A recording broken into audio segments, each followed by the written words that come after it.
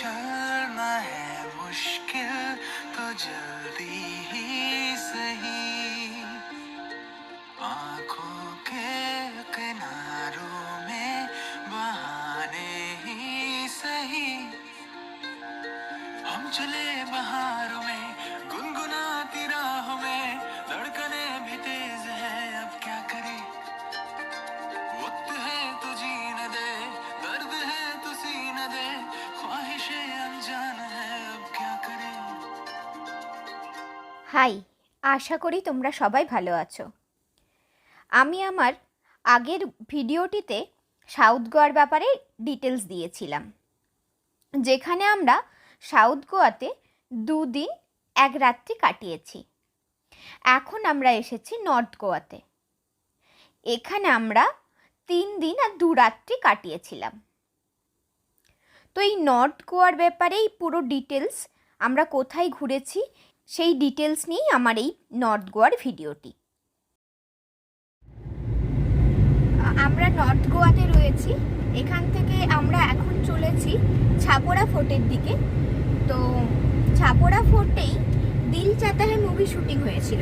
তো সেই কারণে এই ফোর্টটার আরেক নাম দিল চাহতা হ্যায় ফোর্ট নামেও পরিচিত লোকাল মানুষদের কাছে। চলো দেখে নেই কীরকম ফোর্টটা। আর রাস্তাটা বেশ অলিগলির মধ্যে দিয়েই যাচ্ছে, জিপিআরএস যেটা দেখিয়েছে। রাস্তার ভিউ তবে অবশ্যই খুবই সুন্দর।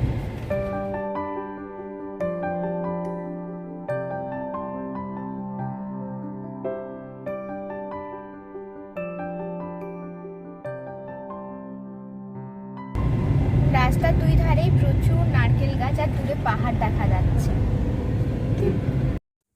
পার্কিং থেকে গাড়ি রেখে বেশ কিছুটা ওপরে উঠে ছাপড়া ফোর্ট যেতে হয়। তো এই ছাপড়া ফোর্ট যাওয়ার পথেই রাস্তার দুই ধারে বেশ সুন্দর সুন্দর দোকান রয়েছে। এই দোকানগুলোতে অনেক গিফটস আইটেম পাওয়া যায় বা ঘর সাজানোরও জিনিস পাওয়া যায়। গোয়া থেকে ফেরার পথে সবার জন্য গিফট নিয়ে যাওয়ার জন্য এটা খুব ভালো মার্কেট। লোকাল মার্কেটের থেকেও কম দামে এখানে বিভিন্ন সুন্দর সুন্দর গিফটস আইটেমগুলো পাওয়া যায়।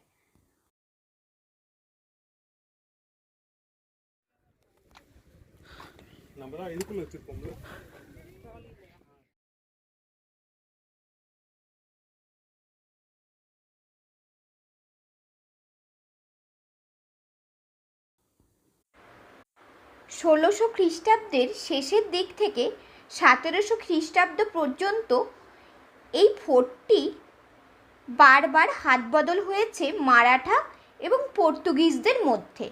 তখন এই জায়গাটি শুধুমাত্র সৈন্যদের বেস ক্যাম্প হিসেবে ইউজ করা হতো।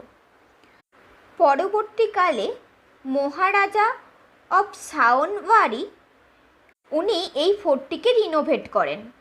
তারপরেও বহুবার পর্তুগিজ এবং মারাঠিদের মধ্যে এই ফোর্টটির হাতবদল চলেছে। তবে এই ফোর্টটি থেকে নিচের সি বিচগুলোর ভিউ অসাধারণ দেখতে। এছাড়াও এখানের সূর্যাস্তর ভিউও খুবই মনোরম।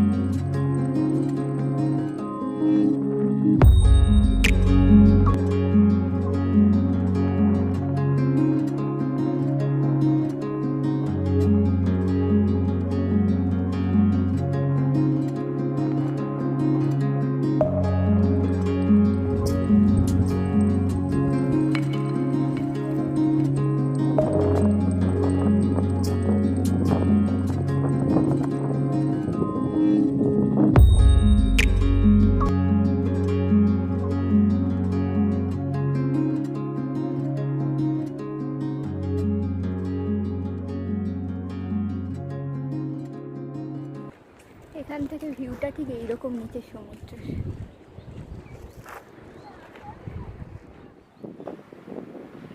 এখান থেকে নিচে যেই সি বিচটি দেখা যাচ্ছে, একদম সামনের সি বিচটির নাম ভাগাতোর সি বিচ। আমরা একটু পরেই ওইখানেই যাব।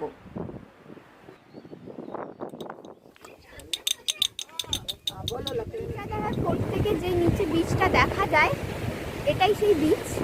তো এখন আমরা এসেছি ভাগাতর বিচে।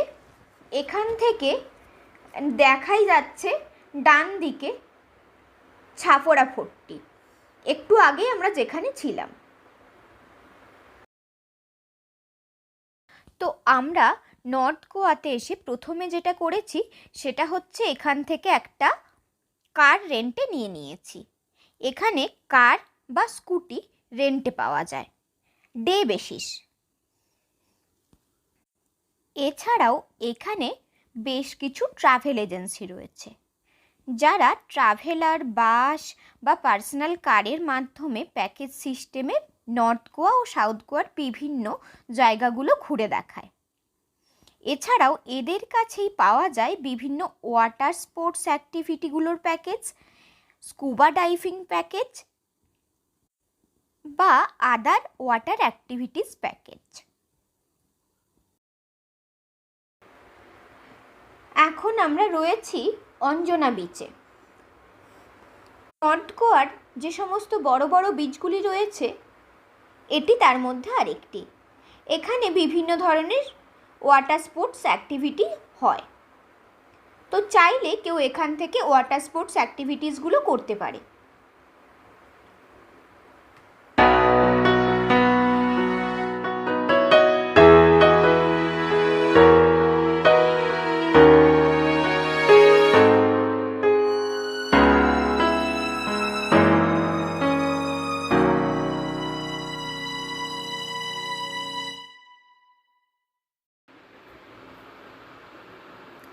এখানে আমি বলে রাখি, নর্থ গোয়ার যে সমস্ত বিচ বা ফোর্ট এই সমস্ত জায়গাগুলো রয়েছে, এইখানে 4 হুইলার পার্কিং চার্জেস ম্যাক্সিমাম জায়গায় 100 আর 2 হুইলার পার্কিং চার্জেস ম্যাক্সিমাম জায়গায় 20।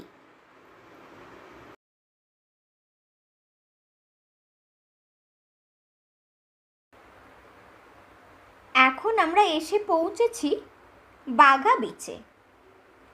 নর্থ গোয়ার বিচ বলতে সবাই এক কথায় যেই বিচের নাম হিসেবেই চেনে সেটা হচ্ছে বাঘা বিচ।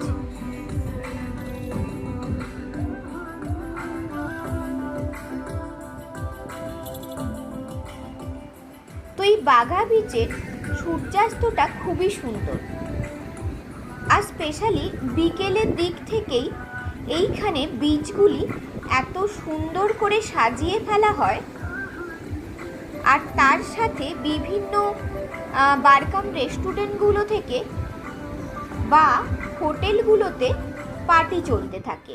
তো তার বিভিন্ন মিউজিকের জন্য পুরো বিচের পরিবেশটাই বদলে যায়। এখানে বেশ ভিড় অন্যান্য বিচের তুলনায়। নর্থ গোয়াতে এসে যারা বিভিন্ন ডিস্কো বা পার্টিসগুলো অ্যাটেন্ড করতে চায় তাদের এই বিচটা অবশ্যই ভালো লাগবে।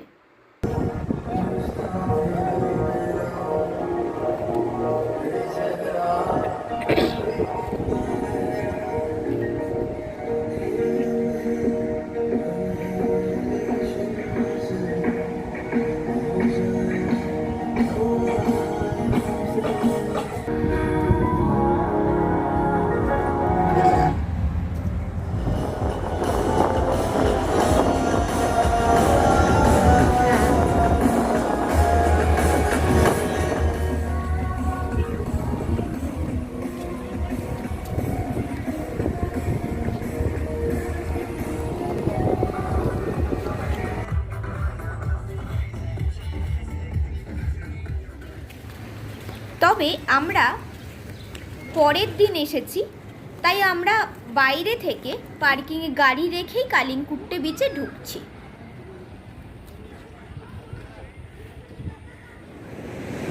এটাই কালিংকুট্টে বিচ, আর দূরে যেটা দেখা যাচ্ছে ওটাই বাঘা বিচ। বাঘা বিচ থেকে লেফট সাইড বরাবর সোজা হেঁটে চলে গেলেই এসে পৌঁছানো যায় কালিংকুট্টে বিচে। আমরা এখন রয়েছি এই কালিংকুট্টে বিচে। সকালের দিকে কালিংকুট্টে বিচটা বেশ ফাঁকা রয়েছে, তবে খুব সুন্দর একটা স্নিগ্ধ হাওয়া দিচ্ছে, বিচের ধারে বসে থাকতেও ভীষণ ভালো লাগছে।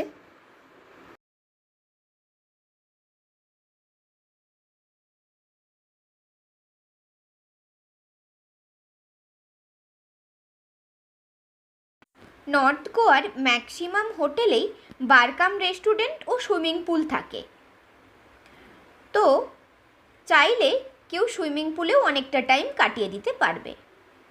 এখন আমি এসে পৌঁছেছি ক্যান্ডোলিম বিচে। এটা কালিঙ্কুট্টে বিচের আরও লেফট সাইডে।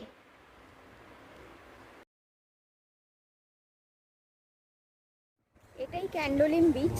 এখানে একটু ভিড় রয়েছে, আশেপাশে বেশ কিছু রেস্টুরেন্ট, বারকাম রেস্টুরেন্ট আর বড় বড় হোটেলও কিছু রয়েছে, সেখানে বেশ কিছু পার্টিও চলছে। তো এই ক্যান্ডোলিম বিচে প্রচুর পরিমাণে ওয়াটার স্পোর্টস অ্যাক্টিভিটিসগুলো হয়। এছাড়াও ইনস্ট্যান্ট এখানে ওয়াটার স্পোর্টস অ্যাক্টিভিটিসেরও প্যাকেজ পাওয়া যায়, আর চাইলে ওয়াটার ট্যাক্সিগুলো বুক করে সিয়ের মাঝ বরাবর আশেপাশে কিছুটা ঘুরে আসা যেতে পারে।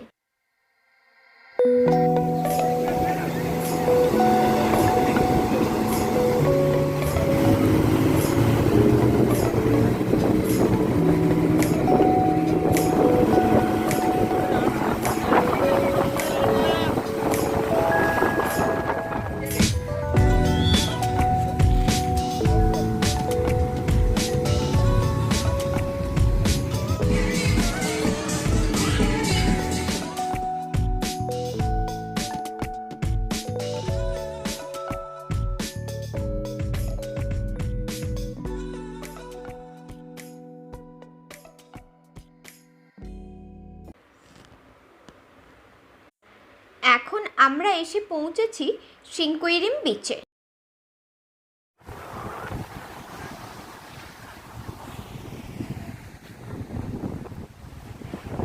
সাদা বালির বিচ পুরো,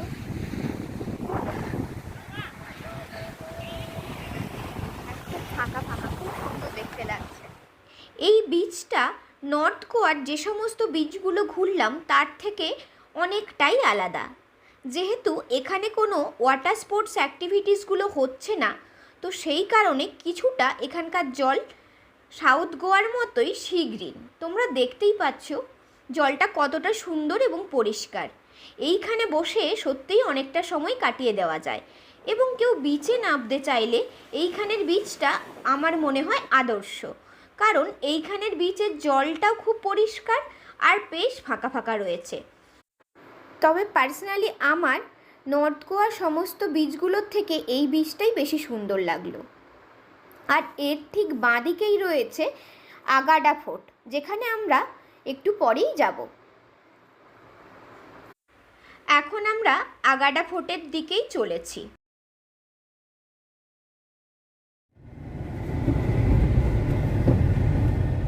আমরা এখন চলেছি আগোডা ফোর্টের দিকে। আগোডা ফোর্ট যে সমস্ত গোয়াতে যে সমস্ত ট্যুরিস্টরা আসছে তাদের কাছে আরও একটি দেখার জায়গা।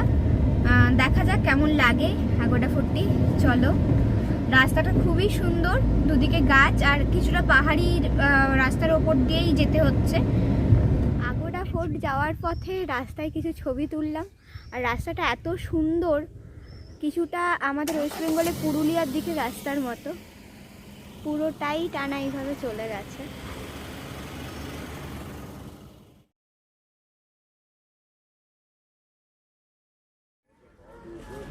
টিকিট কাউন্টার থেকে টিকিট নিয়ে আমরা আগাডা ফোর্টের দিকেই চলেছি। এখানে টিকিটের মূল্য 25 টাকা।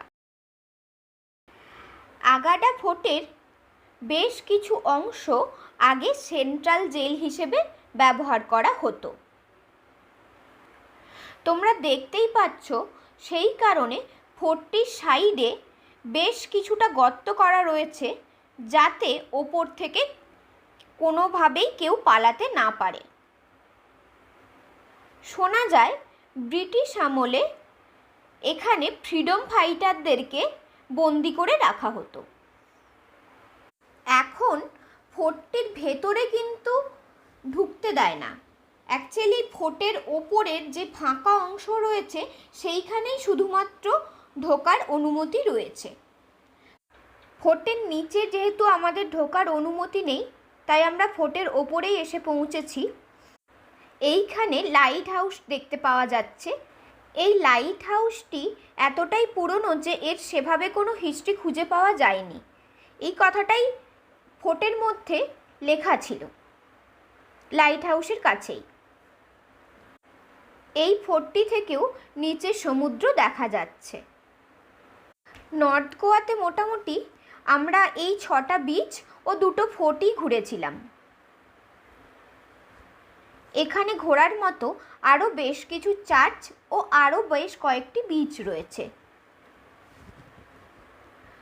এরপরে আমি টোটাল গোয়া ট্রিপের ওপর কেমন কি বাজেট পড়তে পারে, এখানের হোটেলগুলি কেমন এবং কি কি ঘোরার জায়গা রয়েছে সেই সমস্ত ডিটেলস নিয়ে আমি একটি ভিডিও বানাবো। তো তোমরা যদি চাও আমার চ্যানেলটিকে ফলো করে রাখতে পারো সাবস্ক্রাইবের মাধ্যমে। আর ভালো লাগলে লাইক ও কমেন্ট করে দিও।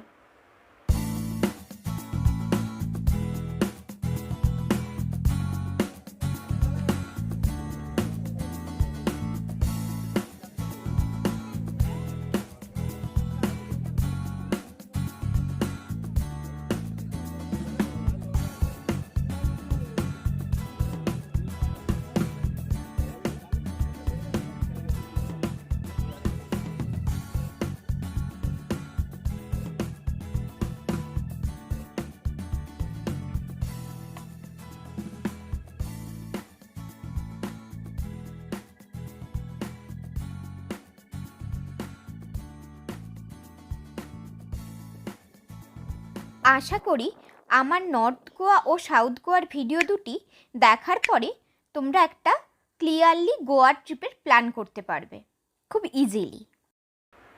দেখা হচ্ছে আবার নেক্সট ভিডিওতে।